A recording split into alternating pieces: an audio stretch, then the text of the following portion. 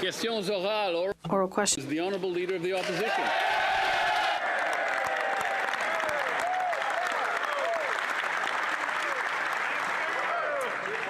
My mother taught me never to be late, so please forgive me for my late arrival to this session. I had some meetings with extremely important people in East Central Alberta, Mr. Speaker, after which I was honored to be elected by the great people of Battle River Crowfoot. I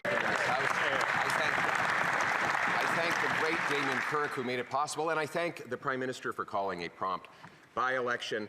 I wonder if one day he might regret that decision, but in a spirit of good faith, I wonder if he agrees that our goal should be a Canada where hard work is rewarded, where food and homes are affordable, where streets are safe, where borders are solid, and where we're all united under a proud flag. The Right Honourable Prime Minister. Mr. Speaker, I'm sure I speak for all parliamentarians in welcoming the member for Battle River Crowfoot back to the House of Commons.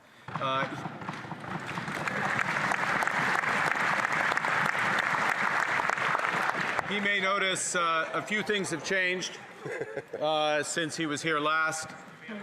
The largest women's caucus in Canadian history.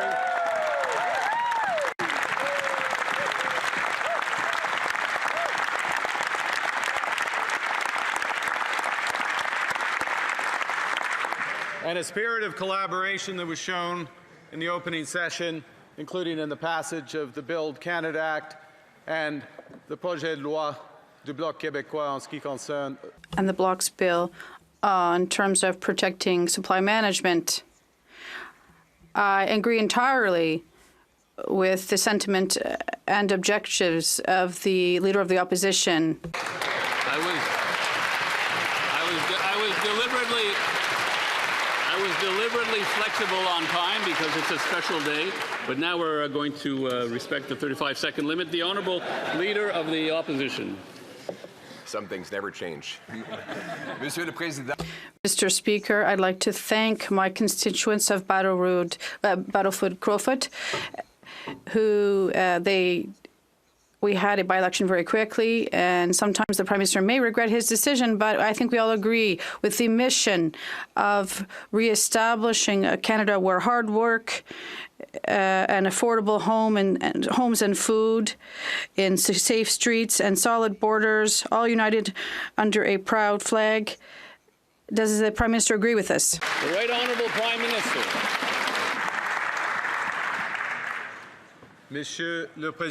Mr. Speaker, I agree entirely with the sentiment and objectives that the Leader of the Opposition has just expressed for our great country. Thank you. The Honourable Leader of the Opposition.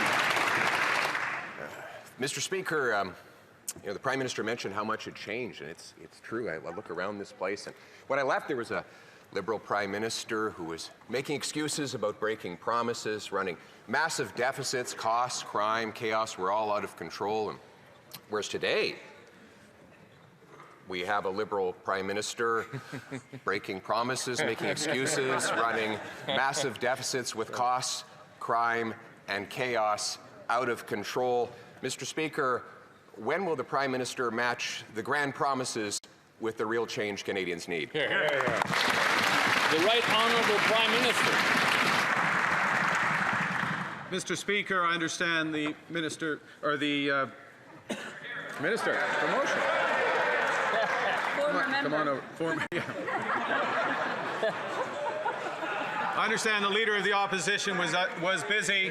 He missed the largest tax cut for 22 million Canadians. He missed the cut on the GST for new homes. He missed eliminating all federal barriers to trade. He missed, I hope I'll have another opportunity to finish a very long list of what the Leader of Opposition did. The Honourable Leader of the Opposition. Dans l'esprit. In a nonpartisan spirit, we're simply going to insist that the Prime Minister adhere to his own promises. He promised the strongest growth in the G7 for our economy, and now our economy is declining the fastest in the G7. He also promised that food would cost less. It's more, and food inflation is accelerating. He promised a budget in October, and now we'll see one maybe in November with a double deficit. So, inaudible. Prime Minister. Mr. Speaker, this government has been absolutely focused on improving affordability for Canadians. That's why the largest tax cut, 22 million Canadians, every taxpayer in this country. That's why the cut to the GST. That's why the launch of Build Canada Homes, which will reduce the cost of home building in this country. That's why we back the CRTC to get broadband costs down for Canadians. We are building the strongest economy throughout the worst crisis in our history. The Honourable Leader of the Opposition. In the spirit of nonpartisanship, we are simply going to hold this Prime Minister to his own promises. He promised that he would spend less. He's already spending 8% more. He promised the budget would be in October. Now he says it will be in November, more than halfway through the fiscal year. He promised that his government would have a smaller deficit than Justin Trudeau. Instead, now we hear that it might even be double. So a trivia question. Can the Prime Minister tell us, has there ever been a Prime Minister who has successfully doubled the deficit without even introducing a budget? The Right Honourable Prime Minister. It's a trick question.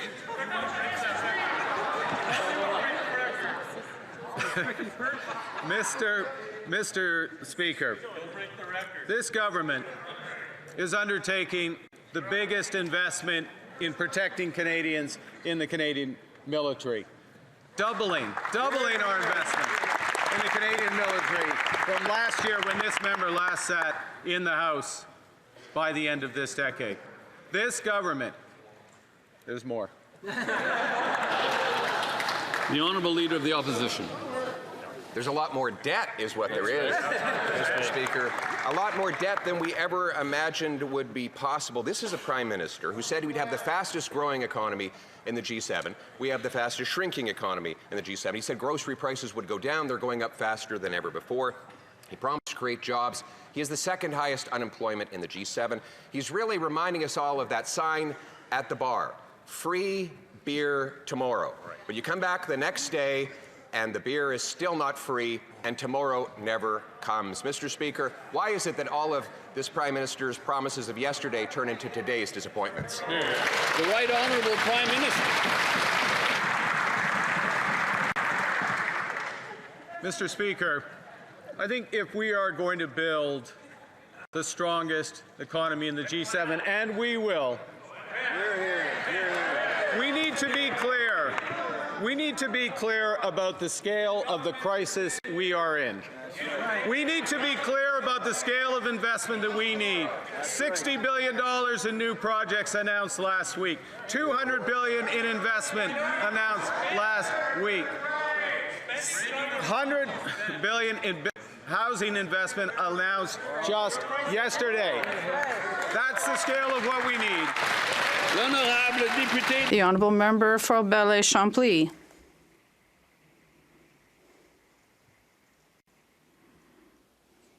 Mr. Speaker, the Prime Minister was elected saying that he would be the best to face the tariff crisis and the trade war. Almost 4 months have gone by, and Canada is not coming out on top. At best, we can say that it hasn't been a success. Can he commit now to put an end to tariffs and an end of a trade war agreement with the United States, his true priority? The Right Honourable Prime Minister. Mr. Speaker, the current situation is this. We have the best deal with the U.S. worldwide right now. We're talking about more than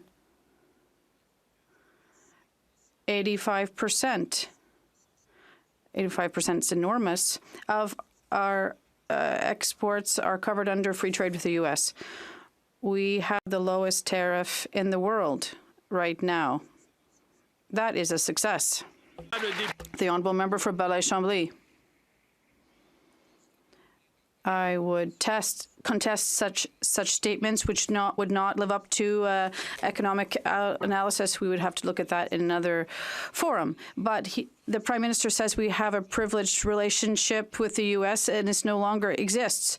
But this statement didn't go over very well in Washington. Can he state today that he is confident that he can reestablish our privileged relationship of trust between Canada and the U.S. administration quickly as the best way to put our trade relationship back on a right track? The Honourable Prime Minister. Mr. Speaker, the Canada-U.S. relationship is good.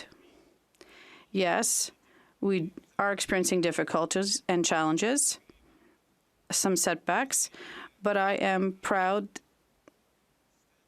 that this government stands up for Canada, but that's true. I speak regularly with the President over the past weekend in terms of the current situation between Ukraine and Russia and China. We spoke. The honourable member for Belleuil-Chambly.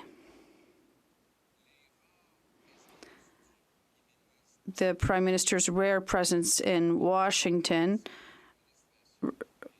both in terms of the U.S. administration and the economic troubles. Well, his absence was noted a great deal in Washington. When did he go for the last time to Washington, and when will the PM start seriously going to the capital city of our main partner and make it a priority, rather than talking about infrastructure that won't even be put in place until the end of Mr. Trump's term? The Right Honourable Prime Minister. Mr. Speaker, the U.S. President is a modern man. I speak with him regularly. We send each other text messages. But what's the most important right now for Canada is to diversify our trade internationally with Europe, in Asia, with Africa, and South America. Thank you. The honourable member for Foothills. Same Liberal promises, the same Liberal results. Canadians are paying the price for another Liberal Prime Minister's broken promises. This Prime Minister said to Canadians that he would be judged by prices at the grocery store. Results are in. This Prime Minister has failed. Food prices have surged 40% since the last Liberal Prime Minister broke that same promise the last time. Should this Prime Minister's promise to Canadians not be judged by food prices at the grocery store, but the number of families being forced to food banks? Right. Hear, hear. The Honourable Minister of Housing and Infrastructure. Thank you, Mr. Speaker. Well, the number one cost for Canadians is their housing, and we have taken action to make housing more affordable. Yesterday, the Prime Minister and I announced the launch of Build Canada Homes, which will be a one-stop shop for making housing more affordable across Canada. And we're launching that on 6 pieces of Canada lands, 4,000 homes that we will start building immediately. Thank you. The honourable member for Foothills. Canadians can't afford to put food on the table, let alone pay for the Liberals' bureaucracy when it comes to housing. But let's be clear. This was the Prime Minister's promise. These were the Prime Minister's words. This is the Prime Minister's failure. Food prices are going to go up $700 per Canadian family this year. Canned soup is up 26%, apples 14%, tuna 19%. The daily essentials have become unaffordable. Is sticker shock at the grocery store the experience that this Prime Minister promised Canadians? The Honourable Minister of Housing and Infrastructure. Thank you, Mr. Speaker. As far as promises delivered goes, this government promised to launch Build Canada Homes and make the largest investment in affordable housing in Canadian history. We are taking action where it matters most.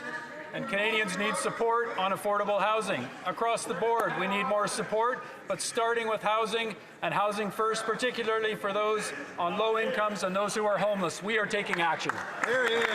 Honourable member for Thornhill. Prime Minister told Canadians that they should judge him by the prices they pay at the grocery store. But food inflation is 70% above target. The grocery prices are up 40% in less than a decade, and all of those years the Liberals were in power. And the cost of food has risen overall more than inflation every single month that this Prime Minister has been here. Canadians should judge the Prime Minister by his words. That's only fair. But is it that he never shops for food, or is it that he thinks inflation is something that happens to other people? Yeah, way to go. The Honourable Minister of Housing and Infrastructure. Thank you, Mr. Speaker. Again, we'll come back to the number one cost for Canadians and concern is around affordability of housing. That's so true. I know the Conservatives and the members opposite do not care about affordable housing. We're here to take action on it. Make life more affordable for Canadians, starting with their homes. Thank you, Mr. Speaker. Good work. The Honourable Member for Thornhill. The minister cannot ignore the problem of millions of Canadians using a food bank every single month. And that hasn't changed. It happened under this Liberal government's watch. And now they're making excuses or changing the subject entirely. Canadians are getting fleeced at the grocery store. And it's only going to get worse because next year their bill will be $700 higher per family. That's another Liberal broken promise, another Liberal bait and switch by another Liberal Prime Minister. So is that the experience that he's now promising Canadians? Yeah, way to go, L'Honourable Ministre des Finances. The Honourable Minister of Finance. We listen to Canadians, something that the Conservative may want to do a bit more. And what Canadians have told us, Mr. Speaker, is affordability is the first concern. The second is housing, and the third is the economy. What have we done, Mr. Speaker, while the leader was away? The first thing we did for Canadians was to reduce taxes for 22 million Canadians, Mr. Speaker. Everyone got a raise on Canada Day, Mr. Speaker. The second thing, we removed GST on first-time home buyer, Mr. Speaker. And we are going to build with Canadians, with every Canadian, the strongest economy in the G7. That's what this Liberal government is about. The Honourable Member from Mégantic-L'Érable-Lotbinière. On the day that the Liberal Prime Minister was sworn in, he stated that Canadians would judge him based on the cost of groceries. And let's look at the results of this Liberal system. Food inflation is now 70% above target. Families are paying more, children are earning less, and this is just another broken promise by the Liberals. Does the Prime Minister admit that his own words were just another Liberal deception because the Prime Minister is now just another Liberal like the rest of them? Why is this Prime Minister making grocery shopping an increasingly painful and expensive experience for families? The Right Honourable, the Minister of Canadian Identity.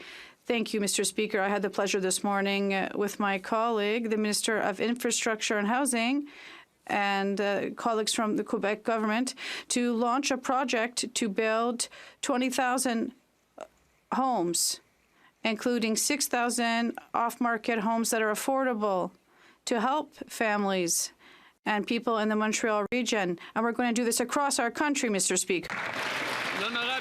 The Honourable Member for Mégantic-L'Érable-Lotbinière.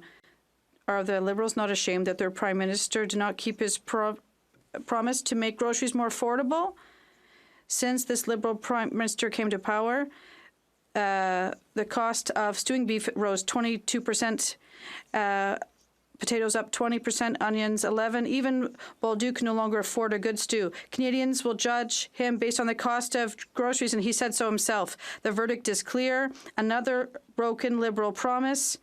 Why is this Prime Minister just making groceries a painful and expensive experience for families? The Minister of Finance.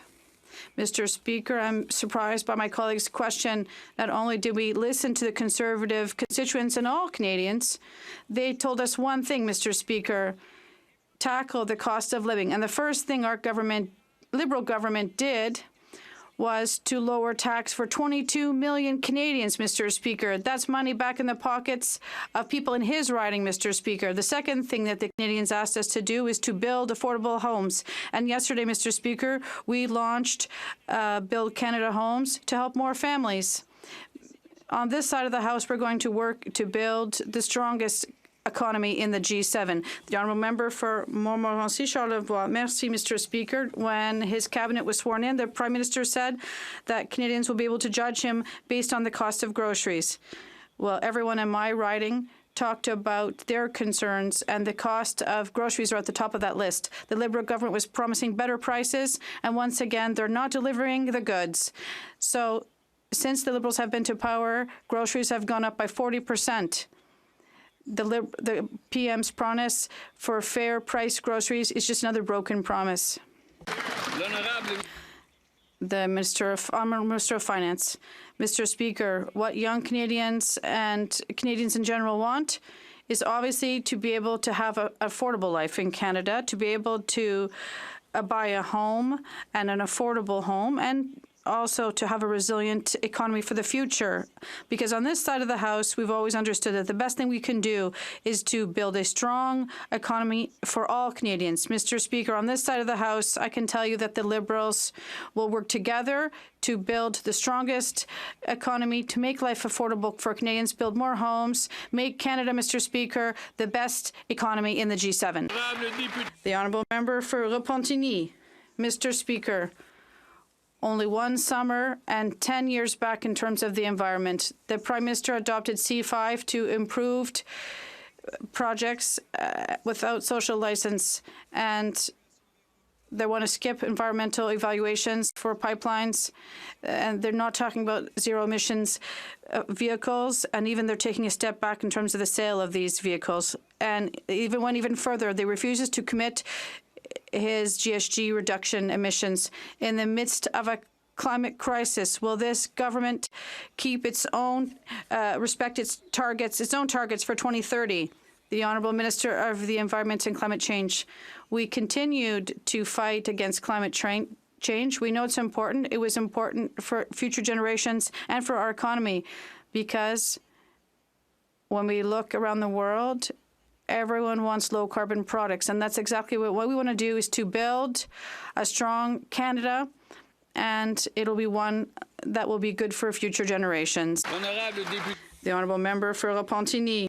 Mr. Speaker, let's talk about the government's big projects with C5. C5 is overreach that even affects good projects, because good projects don't need to skirt environmental impact assessments or federal legislation. They don't need to snub social license. If they're doing this, then these aren't good projects. Can this government promise that all of these major projects will respect environmental norms, legislation, and the will of Quebecers?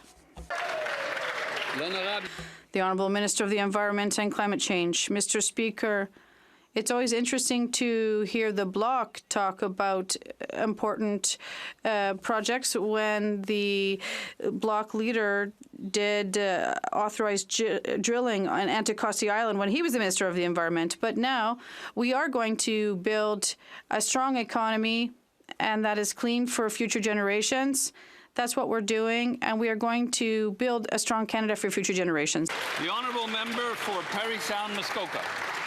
The Prime Minister promised to double home building to 500,000 homes per year, but today housing starts are down 13%, another broken Liberal promise. Yesterday, the Prime Minister introduced a fourth $13 billion housing bureaucracy to build, wait for it, 4,000 homes. What blocks home building is government bureaucracy, red tape, and taxes. So why does the Prime Minister believe that adding $13 billion more bureaucracy is now suddenly going to solve the housing crisis? The Honourable Minister for Housing and Infrastructure. Thank you, Mr. Speaker. Well, I'm happy to share that there is a significant commitment, $13 billion, that will be invested in housing and leveraging private investment as well, working with private capital, with builders and communities across Canada to make sure we are building the affordable housing that Canadians need, particularly young Canadians who can't afford to get into the market. Those 4,000 units are the first start on Canada Lands and the very, very beginning of the most comprehensive investment in Canadian affordable housing. Member for Parry Sound Muskoka. $13 billion for a fourth federal Ottawa housing bureaucracy to build 4,000 homes is not a solution. It is yet another Liberal boondoggle that will cost Canadians a fortune and will solve nothing. The Prime Minister said the core challenge present in the housing market is it's just too hard to build. It's hard to build because of government taxes and red tape. In Toronto and Vancouver, the cost of government on a new home is over 25%. Housing starts there have stopped. Why does the Prime Minister not understand that if we're going to get homes built, we have to cut the bureaucracy, not add $13 billion more? The Honourable Minister for Housing and Infrastructure. Thank you, Mr. Speaker. Well, the member opposite and the Conservatives may not believe in investing in affordable housing. This government does. This government is making an unprecedented investment in building affordable housing in partnership with the private sector, in partnership with cities, provinces, territories, Indigenous nations. We are going to deliver with our partners like never before. The Honourable Member for Barrie Springwater, Oro-Medonte. Mr. Speaker, under this Liberal government, lawlessness has become the norm in Canada. In many cities, children can't play safely in parks, families can't walk down sidewalks, businesses are suffering, and residents are living in fear. Tent encampments and lawlessness are taking over public spaces. This summer, Barrie Mayor Alex Nuttall was forced to take the extraordinary step of declaring a state of emergency to try and restore order back to Barrie. Wow. Canada was not like this 10 years ago.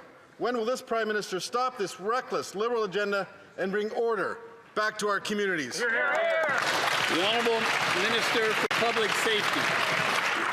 Mr. Speaker, our plan to keep communities safe will keep drugs, guns, and criminals off our streets.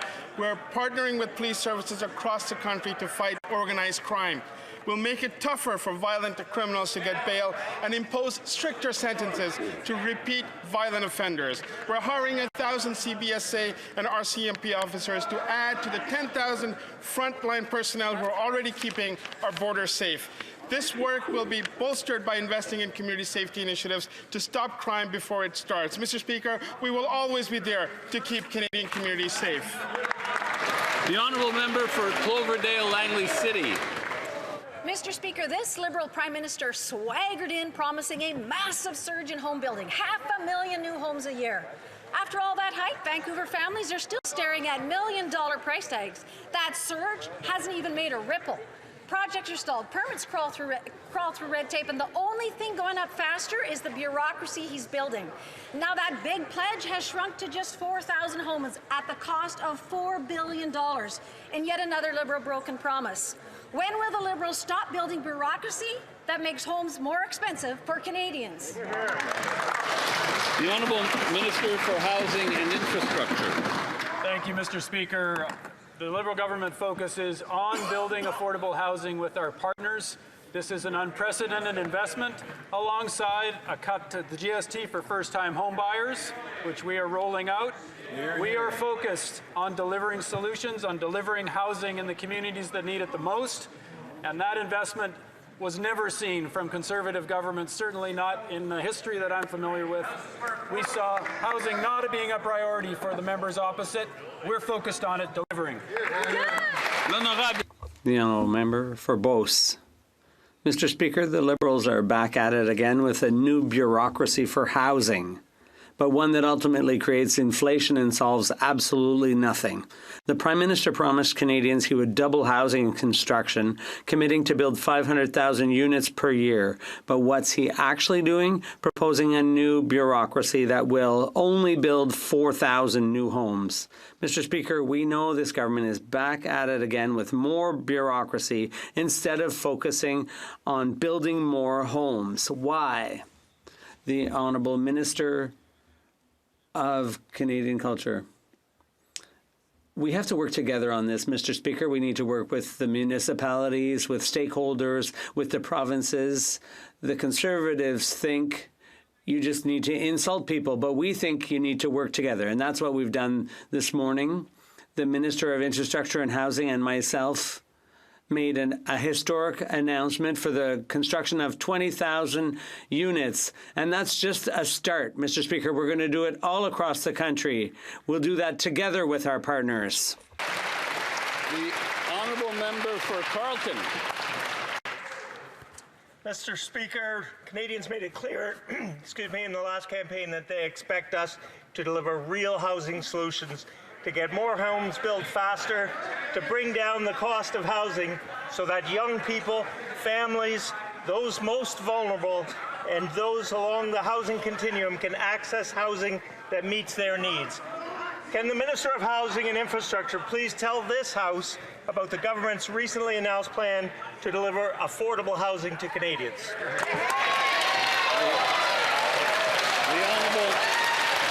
The Honourable Minister for Housing and Infrastructure. Thank you, Mr. Speaker, and I'll thank the member from Carleton for his question and for the focus today on affordable housing. And I know the member from Carleton is very concerned about making sure it's green, sustainable housing, and we will certainly focus on ensuring that energy costs are low, that these are resilient homes that get us through the challenges ahead with climate change. We will make sure they are affordable, first and foremost, and build a new Canadian industry manufacturing the best homes in the world. Thank you, Mr. Speaker. The Honourable Member for Kamloops, Thompson-Nicola. The Prime Minister said he would fix safer streets for the on behalf of the Liberals. He promised to fix the broken Liberal justice system. And yet, an 8-year-old was killed while sleeping, the place he should have been safest. Now, Mr. Speaker, the Justice Minister said this isn't the Wild West, and he's right. 8-year-old children sleeping in their homes and getting killed did not happen in the Wild West. The Liberals say they're tough on crime, but they won't repeal Bills C-5 and Bill C-75. Another bait and switch from another Liberal Prime Minister. When will these same old Liberals get tough on crime? The Honourable Minister of Justice. Mr. Speaker, obviously these circumstances my honourable colleague raises constitute an entire tragedy that should shock the conscience of every Canadian. But when the honourable member poses a question about repealing Bill C-75, I would suggest it is a good idea to read it first. He does not seemingly understand that bill actually makes it harder for people who are charged with intimate partner violence to receive bail. Now, I am willing to work in good faith with members of any party to help strengthen the bail system, have harsher penalties for serious crimes, and most importantly, to keep Canada safe. The only question I have that remains is whether the Conservatives will join us in that effort. The Honourable Member for Kamloops, Thompson-Nicola.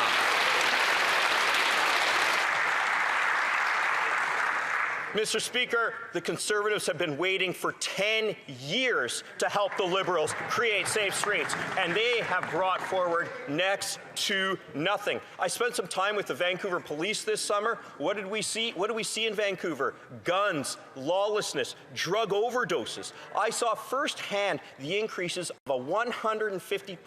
I saw firsthand the 152% increase in overdoses. The Liberals promised safer streets, lower overdoses, another bait and switch to go with their broken promises. When will these Liberals fix the justice system that they... The Honourable Minister for Public Safety.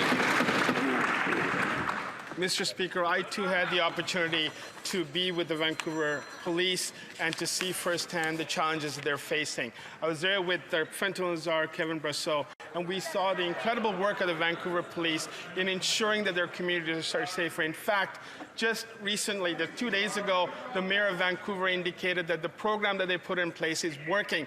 Together with the work that we're going to be doing on bail reform and ensuring that violent criminal repeat offenders are put away, we will make our communities safer, Mr. Speaker.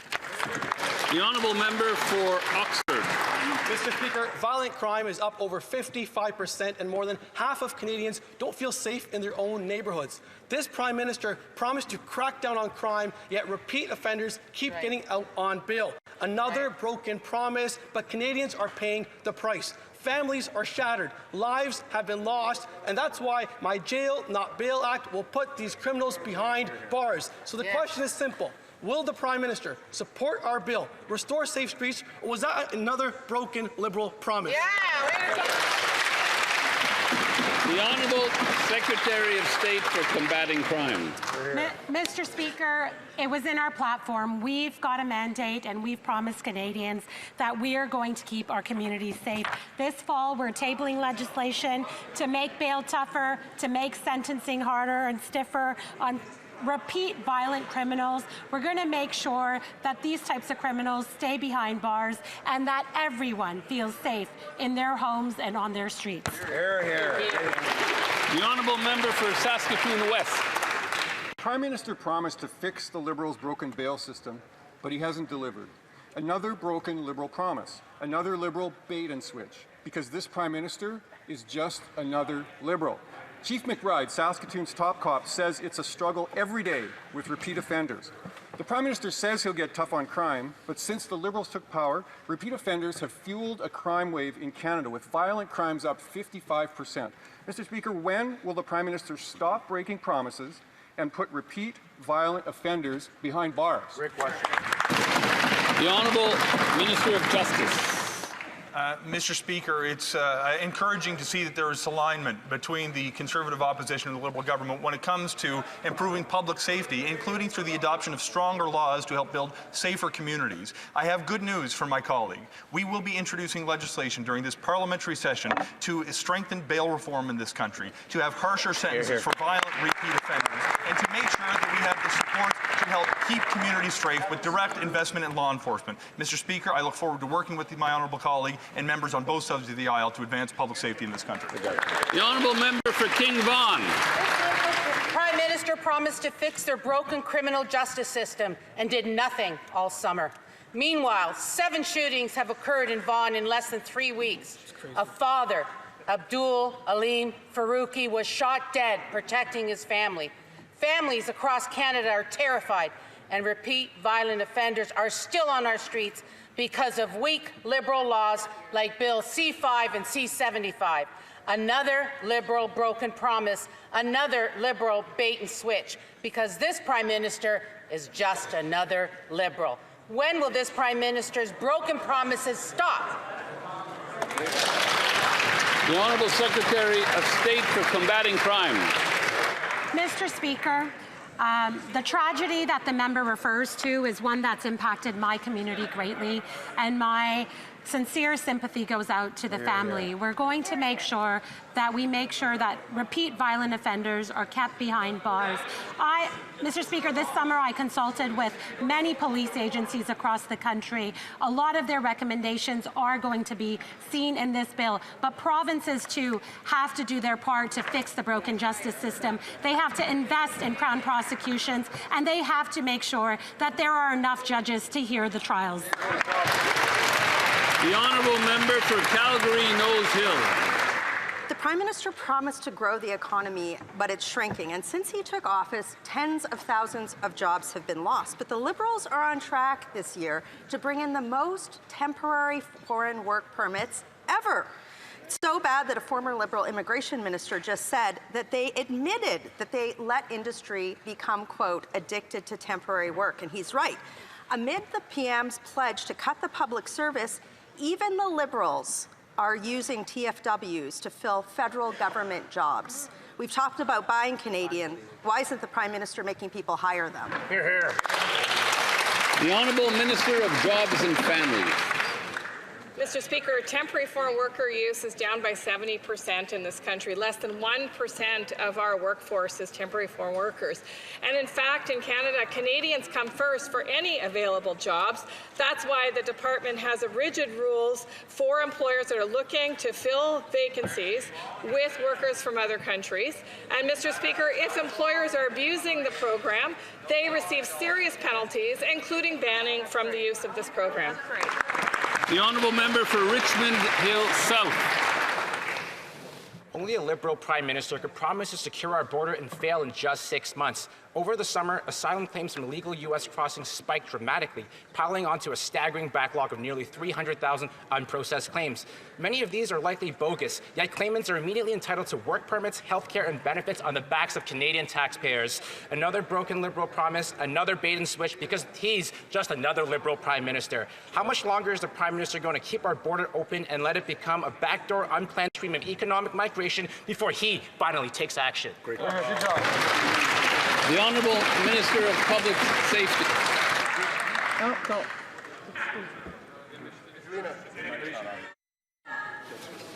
Thank you very much, Mr. Speaker. While the opposition is concentrating on, making assumptions and speaking about things that are not there, let me tell you that with the asylum system, our numbers are down 40%. We've also introduced Bill C-2, which will strengthen our border. And this legislation is in front of the House. We campaigned for, and Canadians have gave us a mandate, so did Conservatives, and we hope that the Conservatives will help us pass The Honourable Member for Abbotsford South Langley. The Liberals promised to fix Canada's immigration system and broke that promise. Up to 500,000 people have overstayed their visas in Canada. Teens can't find work. Healthcare is overwhelmed, housing is out of reach, and crime rates are soaring because of the Liberals' reckless policies. The Liberals continue to maintain high levels of immigration and won't even remove those who are non-citizen criminals convicted of serious crimes. The Liberals have had all summer to find these non-citizen criminals and remove them. Why didn't they? The Honourable Minister of Citizenship and Immigration. Mr. Speaker, I know Canadians are concerned. Our government has been working tirelessly, and we understand that we need to see a return to sustainable immigration levels that fits our capacity and that serves our growth. And that is exactly why we are focused on our levels plan with reducing both temporary and permanent residents in this country, and we are seeing results. We're bringing population to sustainable levels and decreasing the pressures on housing and services. We are focused on solutions on this side of the House, and there is legislation in front of this Parliament, and we hope that the Conservatives will support it. The Honourable Member for Calgary Knowles Hill. So let me get this straight. The Prime Minister promised to grow the economy, but it's shrinking. He promised he'd create jobs, but Canadians are losing it. We're in a healthcare crisis and a housing crisis, but the Liberals still issued record numbers of TFW permits this summer. They continued to let the asylum system be abused, and they still haven't removed countless non-citizen criminals. Mr. Speaker, why does the Immigration Minister still have her job? The Honourable Minister of Jobs and Families. Mr. Speaker, temporary foreign workers make up less than 1% of our total workforce. In fact, this is a program where employers must demonstrate that they vigorously and actively looked for Canadian workers, because Canadian workers come first, Mr. Speaker. If an employer is found to have violated this program, there are severe penalties. There is also a tip line, Mr. Speaker, so that if Canadians or any member of Parliament feels there's been an abuse, this can be reported to officials, and it will be investigated. L'honorable député de Longueuil. The Honourable Member for Longueuil-Saint-Hubert. Mr. Speaker, Canada is a nation of builders. That's why earlier this month, the Prime Minister announced the first series of projects for the Historic Major Projects Office. That includes projects as diverse and ambitious as the expansion of LNG production in BC, the development of SMRs in Ontario, major mining projects in Western Canada, and the Contrecoeur Terminal Container Project near my riding of Longueuil-Saint-Hubert. Can the Minister of Finance inform this House about the benefits? The Honourable Minister of Finance. Thank you, Mr. Speaker, and I'd like to thank my colleague for his excellent work. Indeed, this major project will increase capacity at the Port of Montreal by about 60%, Mr. Speaker, by providing Eastern Canada with the commercial infrastructure to ensure the flow of goods. With the creation of the Major Projects Office, we're moving from vision to action. Our government is committed to delivering transformative projects that not only create thousands of good jobs, but also connect our diverse regions and stimulate new industries. Mr. Speaker, that's how we're going to make Canada the strongest economy in the G7. Mr. Speaker, allow me to remind this Prime Minister that on the day he swore in his cabinet, he said that Canadians would judge him by the cost at the grocery store. Well, the judgment is here, and the verdict is failure. Yep. Food inflation is now 70% above target. Wow. Another Liberal broken promise, another Liberal bait and switch, because this Prime Minister is just another Liberal. Shame. Add to this rent. You're right. 6 months later, why are Canadians still being forced to choose between rent and grocery? The Honourable Minister of Housing and Infrastructure. Thank you, Mr. Speaker. Well, I'll once again take this opportunity to let the opposition members know Build Canada Homes is up and running as a one-stop shop to build affordable housing in Canada. Here, here. We are going to deliver like never before. We're going to ensure that particularly Canadians who are on low incomes, and there is $1 billion dedicated to transitional supportive housing for those who are homeless or at risk of homelessness. Wonderful. We are delivering on the affordability across the country, Mr. Speaker. Great work. The Honourable Member for Cambridge. Mr. Speaker, the Prime Minister said when he swore in his cabinet that Canadians would judge him by the cost at the grocery store. But with elbows flying up and down, the Liberal government didn't roll up their sleeves and bring down grocery prices. While the Prime Minister does his chicken dance, 5,000 people use a food bank in Cambridge. Canadians are getting crushed. Food prices are up nearly 40%, and food inflation is 70% above target. Another Liberal broken promise, another Liberal bait and switch, because this Prime Minister is just another Liberal. Is this sticker shock his promise to Canadians? Good job. The Honourable Minister of Finance. Mr. Speaker, I have good news for the member. That is a very real issue, and that's why we have a very real answer, Mr. Speaker, on this side of the House.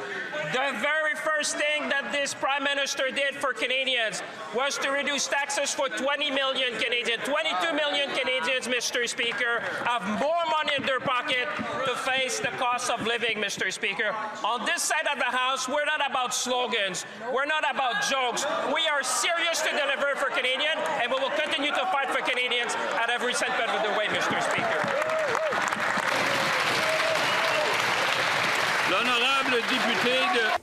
The Honourable Member for Louis Saint Laurent à Kitimat. Mr. Speaker, we're talking about Canadians' daily problems. When the Prime Minister was sworn in, he said Canadians could judge him based on prices in the grocery stores. 4 months later, groceries are way more expensive.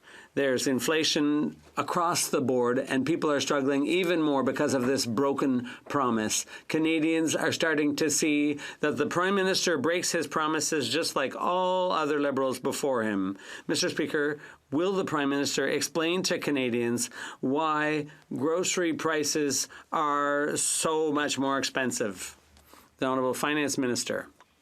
Mr. Speaker, Canadians met with the Prime Minister, and they saw that they had a Prime Minister who listens and who has a vision, and above all, a man of action. With the new Liberal government, the first thing we did, Mr. Speaker, was to reduce taxes for 22 million Canadians all across the country, recognizing that we need to pull together to help those who are the most in need.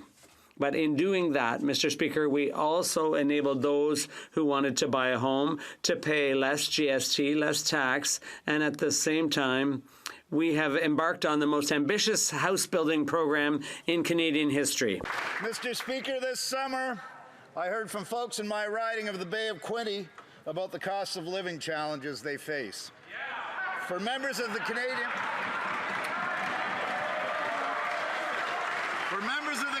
Armed Forces, this is no different. As our government makes a generational investment in our military, can the Minister of National Defence update this House on the support we're providing for our men and women in uniform? The Honourable Minister of National Defence. Mr. Speaker, we know that our forces and their families face challenges as they move across the country from posting to posting. That's why this summer we gave our forces a well-deserved and overdue pay raise, Our $2 billion compensation package is the largest in a generation. It means that untrained sailors, aviators, and soldiers will receive a 20% pay raise. As the brave women and men of the Canadian Armed Forces answer the call to serve, Mr. Speaker, they need to know we've got their backs. The honourable member for Okanagan Lake West, South Kelowna. Mr. Speaker, the Prime Minister promised that he would be elbows up and buy Canadian. He broke that promise when he rewarded the Communist Chinese government a $1 billion loan to buy ferries for BC as they tariff our seafood and egg producers. That's not elbows up. It's another Liberal broken promise, another Liberal bait and switch, because this Prime Minister is just another Liberal. Newly uncovered documents show senior Liberals were only concerned about their political interests. They did nothing to cancel the contract and ensure that our shipbuilders could participate. When will this Prime Minister stop rewarding Beijing, cancel this loan, and buy Canadian? The Honourable Minister of Housing and Infrastructure. Thank you, Mr. Speaker. I think I speak for all members of this House that we are disappointed that BC Ferries made the procurement decision that they made. And Mr. Speaker, it's really unfortunate that no Canadian companies bid on this contract with BC Ferries. That's something that we have to all rectify, and we have to change that by buying Canadian. I agree with the member opposite. On this side of the House, we are bringing forward comprehensive Buy Canadian program to make sure all of our agencies and departments are focused on buying Canadian. Good answer. The honourable member for Vancouver Kingsway. Mr. Speaker, unemployment has surged to its highest level in a decade. Young people are being hit the hardest. 1 in 6 can't find work. Our economy is facing a recession, and millions of Canadians are worried about their jobs. Yet, Liberals are planning to slash services people rely on and eliminate family-sustaining jobs through an austerity budget this fall. Will this government reverse course and create much-needed jobs through bold initiatives like a youth climate corps, as New Democrats have proposed? The Honourable Minister of Jobs and Family. Mr. Speaker, last week it was a very proud moment for me to stand with the Prime Minister and the Canadian Building Trades Unions, who are training young people all across this country for great-paying union jobs that are going to build the things that will make us the strongest economy in the G7. Mr. Speaker, this government has a fantastic plan for youth. We are investing in skills training. We are investing in the provinces and the territories so that they can do this work with us. We'll make sure no young person gets left behind.